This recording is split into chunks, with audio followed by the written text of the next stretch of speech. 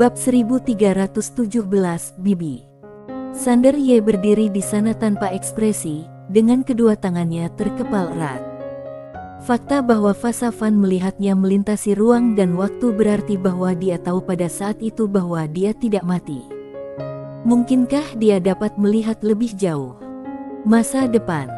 Bisakah Fasafan meramal masa depan? Dia tidak tahu. Tetapi yang dia tahu dengan jelas adalah bahwa kelangsungan hidupnya di sini pasti ada hubungannya dengan pemilik pena Tao. Dia kemungkinan besar terjebak sekarang, dan dengan kekuatan Fasafan dan pemilik pena Tao, jika mereka hanya menargetkan Sander Ye, tidak perlu bersusah payah untuk memasang perangkap. Dengan kata lain, pemilik pena Tao dan Fasafan kemungkinan besar akan berurusan dengan bibinya. Setelah Sander Ye terdiam cukup lama, dia menarik napas dalam-dalam dan menoleh ke arah Dao leluhur. Apapun konspirasi yang ada, yang bisa kita lakukan sekarang adalah menghadapinya alih-alih menunggu kematian dengan putus asa. Ayo semangat, aku akan menemukan cara untuk membantumu memulihkan kultivasimu saat waktunya tiba. Setelah berkata demikian, dia berbalik dan pergi. Dao leluhur duduk di tanah dengan wajah muram. Setelah waktu yang lama, dia menarik napas dalam-dalam dan matanya menjadi tegas. Seperti yang dikatakan Sander Ye, bahkan jika dia menyerah sekarang, Fasafan tidak akan pernah membiarkannya pergi. Satu-satunya pilihan adalah mencoba yang terbaik. Seolah-olah dia memikirkan sesuatu, dia menoleh dan melihat sekeliling. Pada saat ini, dia tiba-tiba menyadari bahwa sebelum tingkat kultivasinya pulih, dia bisa berlatih dan memahami di sini. Tetapi, saat dia berpikir untuk memulai dari awal, dia menjadi gila. Dia telah berlatih selama ratusan juta tahun untuk mencapai taraf Dao bebas. Kini dia harus memulai dari awal lagi. Oh sial, dia berhenti berlatih begitu saja. Lebih baik menunggu sampai ada kesempatan untuk memulihkan kultivasi dari batu Dao Shuo di masa depan. Sisi lain, Sander Ye minggir dan duduk, matanya perlahan terpejam. Pagoda kecil tiba-tiba berkata, wanita itu memang menakutkan dan tidak boleh diremehkan. Sander Ye mengangguk pelan, dia perlahan mengepalkan tangannya, tatapan matanya lebih penuh tekad dari sebelumnya. Aku harus menjadi lebih kuat. Menjadi lebih kuat.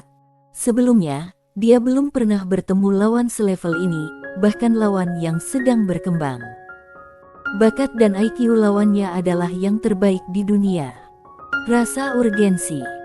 Dengan orang seperti itu sebagai lawannya, Sander Ye selalu menjaga rasa urgensi dan tidak berani mengendur sedetik pun. Pagoda kecil juga berkata, kita harus bekerja lebih keras dan lebih cepat.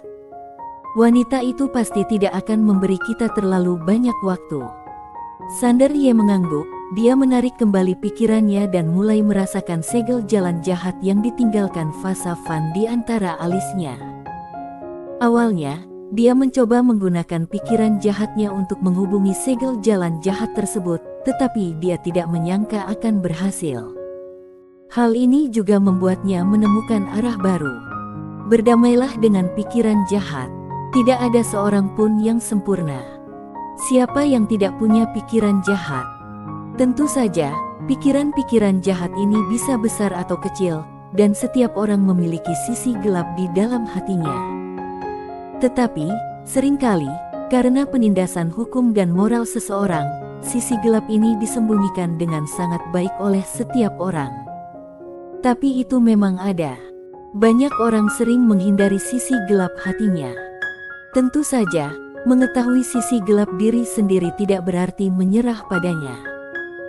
Pengalaman membuka segel membuatnya menyadari bahwa yang dia butuhkan bukanlah menyerah padanya, atau menghilangkannya sepenuhnya, tetapi belajar untuk hidup berdampingan dengannya. Kenali kekurangan dirimu sendiri. Terimalah ketidaksempurnaanmu. Di dunia ini, di mana ada terang, di situ ada gelap. Di mana ada kebaikan, pasti ada juga kejahatan. Mustahil bagi Sander Ye untuk melenyapkan semua kejahatan di dunia. Seperti garis keturunan iblis gila. Setiap kali dia mengaktifkan garis keturunan iblis gila itu, dia merasa takut terhadapnya, atau bahkan sedikit jijik olehnya, karena setiap kali dia mengaktifkan garis keturunan iblis gila itu, dia takut terpengaruh olehnya.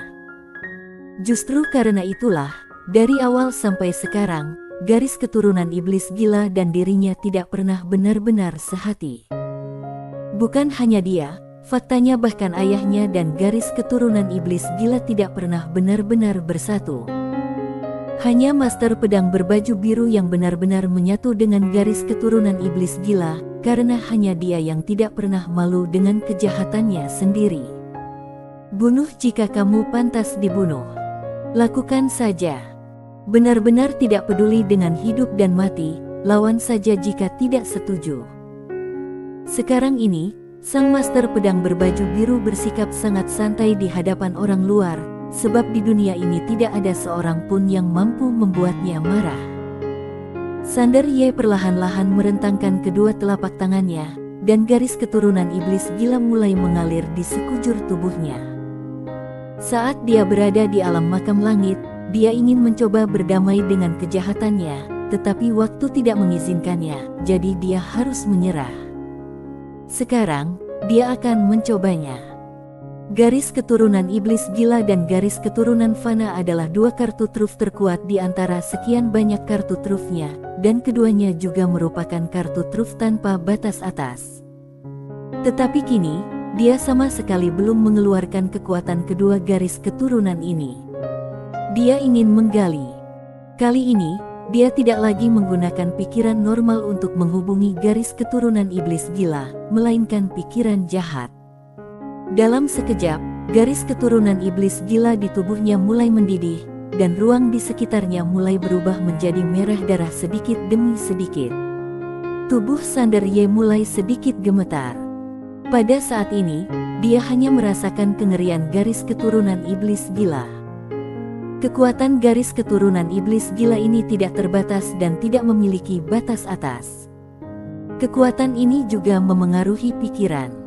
Oleh karena itu, dia akan merasa takut. Ini juga alasan mengapa dia selalu menekan garis keturunan iblis gila setiap kali dia melepaskannya. Dia ingin menggunakannya dan menekannya pada saat yang sama. Bagaimana bisa mengeluarkan kekuatan sebenarnya? Dengan rangsangan garis keturunan iblis gila, Sander Ye secara naluriah ingin menekan niat gila itu lagi, tetapi dia dengan cepat menjadi tenang. Dia tidak lagi menekan niat gila itu, tetapi merasakan niat gila itu. Hanya dalam sekejap, seluruh tubuhnya berubah menjadi merah darah, dan niat membunuh yang tiada batas menyebar dari lautan kesadarannya. Sander Ye mengepalkan tangannya erat-erat. Dia masih tidak bisa menahan kegilaannya. Dan kali ini, kegilaan itu tidak melawannya seperti biasa. Sebaliknya, kegilaan itu sedikit mendekat padanya. Sander Ye telah menekannya selama ini, tetapi kali ini adalah pertama kalinya Sander Ye tidak memilih untuk menekannya, yang membuatnya sangat bersemangat. Pagoda kecil tiba-tiba berkata, "Hati-hati." Pada saat ini, dapat dirasakan bahwa garis keturunan iblis gila itu sangat gila. Dia sangat menyadari kengerian garis keturunan iblis gila. Jika dibiarkan menjadi gila, itu akan sangat mengerikan. Ketika tuan besar itu benar-benar gila, dia menebasnya juga. Dia benar-benar tidak peduli dengan kerabatnya. Kalau dipikir-pikir sekarang, rasa takut itu masih terasa. Tentu saja, tuan muda terkadang menjadi gila dan sangat aneh. Dia menduga berkali-kali bahwa tuan muda ingin memotongnya dengan sengaja tetapi tidak memiliki bukti. Pada saat ini, tubuh Sander Ye perlahan mulai bergetar. Garis keturunan iblis gila di sekitarnya menjadi semakin kuat. Niat membunuh dan permusuhan yang tak berujung terus muncul dari tubuhnya. Takut. Itulah kali pertama dia merasakan garis keturunan iblis gila itu dengan begitu hati-hati, dan perasaannya adalah ngeri. Dia menemukan bahwa walaupun dia memiliki garis keturunan iblis gila, dia belum pernah benar-benar merasakan garis keturunan iblis gila ini, dia juga belum benar-benar memahaminya. Garis keturunan ini tidak dapat ditekan. Tentu saja, dia tidak bisa dikendalikan oleh garis keturunannya dan menjadi mesin pembunuh. Yang harus dia lakukan adalah menjadi baik ketika saatnya untuk menjadi baik, dan menjadi jahat ketika saatnya untuk menjadi jahat.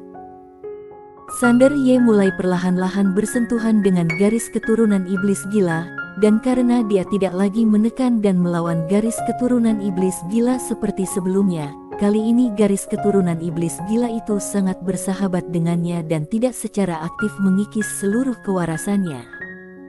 Oleh karena itu, meskipun dia sekarang berada di ambang kegilaan total, kewarasannya masih dipertahankan. Garis keturunan iblis gila itu juga pintar. Dia tahu betul bahwa tuan kecil di depannya bukanlah tuan generasi pertama. Dia tidak dapat melepaskan dirinya sekaligus. Dia harus melakukannya perlahan-lahan. Jika dia melepaskan dirinya sekaligus, tuan kecil itu tidak akan mampu menahan kekuatannya. Kali ini, kedua belah pihak telah mencapai rekonsiliasi sejati. Satu pikiran, satu hati. Sander Ye tentu saja juga merasakan kebaikan yang dilepaskan oleh garis keturunan iblis gila itu. Sudut mulutnya sedikit terangkat. Tentu saja, pada saat ini, karena pengaruh garis keturunan iblis gila itu, senyumnya benar-benar sedikit jahat. Tepat pada saat itu, seorang wanita datang dari samping. Orang yang datang adalah Sunny Fan. Melihat Sander Ye seperti orang berdarah, Sunny Fan sedikit takut, tetapi tetap berjalan ke arahnya perlahan. Ketika dia berjalan ke arahnya, lautan darah di depan Sander Ye benar-benar mulai surut sedikit demi sedikit, seperti salju yang bertemu minyak mendidih, yang sangat aneh. Pada saat ini, Sander Ye tiba-tiba membuka matanya, dan ada lautan darah di matanya. Melihat tatapan Sander Ye, wajah Sunny Fan tiba-tiba berubah dan dia tanpa sadar melangkah mundur. Sander Ye tersenyum dan berkata, "Sunny." Saat suara itu terdengar, darah dan energi di sekitar tubuhnya tiba-tiba menghilang tanpa jejak, dan penglihatannya kembali normal. Melihat Sander Ye kembali normal, Sunny menghela napas lega. Dia berjalan mendekati Sander Ye dan bertanya, "Apa yang baru saja kamu lakukan?" Sander Ye tersenyum dan berkata, "Aku sedang berlatih." Sunny Fan duduk di depannya dan berkata sambil tersenyum, "Aku telah berlatih baru-baru ini dan telah membuat kemajuan pesat." Sander Ye mengangguk, "Bagus sekali, di mana kakekmu?" Ketika dia membawa dinasti makam langit ke pagoda kecil, kakeknya juga berada di wilayah dinasti makam langit, jadi dia juga dibawa ke pagoda kecil olehnya. Sunny Fan berkata, dia juga sedang berlatih. Sander Ye tersenyum dan berkata, "Kenapa kamu menemuiku?" Sunny Fan mengangguk dan berkata, "Akhir-akhir ini aku sering membayangkan hal-hal aneh." Sander Ye sedikit mengernyit, "Hal yang aneh?" Sunny Fan mengangguk, "Ya, gambaran itu seperti mimpi, muncul sebentar lalu menghilang lagi. Aku tidak tahu apa yang terjadi." Sander Ye berkata dengan serius, "Apakah kamu masih ingat detail gambar itu?" Sunny Fan menggelengkan kepalanya, "Aku tidak begitu ingat." Sander Ye sedikit bingung. Sunny Fan tiba-tiba menjadi sedikit gugup dan bertanya, "Apakah kultivasiku telah tersesat?" Sander Ye tersenyum bodoh, "Tidak, jangan terlalu banyak berpikir." Sunny Fan sedikit bingung dan bertanya, "Apa alasannya?" Sander Ye memikirkannya, lalu berkata, "Lain kali kamu melihat adegan itu, cobalah mengingatnya, oke?" Sunny Fan mengangguk, "Aku akan berusaha sebaik mungkin." Sander Ye tersenyum dan berkata, "Jika kamu tidak mengerti apapun tentang kultivasi, jangan ragu untuk datang kepadaku." Sunny Fan menyeringai, "Oke." Setelah mengatakan itu, dia berdiri dan pergi. Melihat Sunny Fan melompat dan menghilang tak jauh dari sana, Sander Ye tiba-tiba berbisik, "Tuan Pagoda, menurutmu apakah Sunny Fan punya hubungan dengan Fasa Fan?" Pagoda kecil bersambung.